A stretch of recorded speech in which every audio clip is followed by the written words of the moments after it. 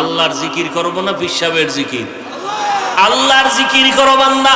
নবী বলেন তোমার জিহ্বাটা জিকিরের দ্বারা তুমি ভিজাইয়া রাখো, তোমার জবানের মধ্যে জিকির এমন ভাবে চালু করো, আজরাইল যখন আসিয়া তোমার রূহটার উপরে হাত দেওয়া শুরু করবে তখনও তোমার জিকির চালু হয়ে যাবে।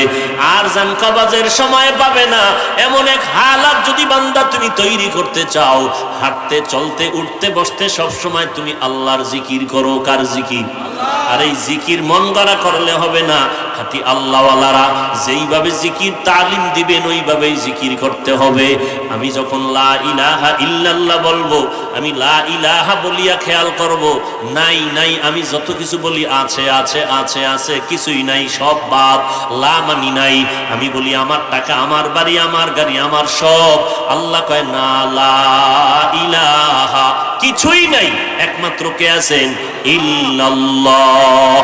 আল্লাহ তাআলা ব্যতীত আর কোনো মাবুদ নাই, আমার কোনো মাশুক নাই, আমার কোনো মাহবুব নাই, আমার কোনো রাজ্জাক নাই, আমার কোনো জীবনদাতা নাই, আমার কোনো বিধানদাতা নাই, আমার হায়াতের মালিক নাই, মৌতের মালিক নাই। হ্যাঁ আছে তিনি একজনকে, লা ইলাহা ইল্লাল্লাহ।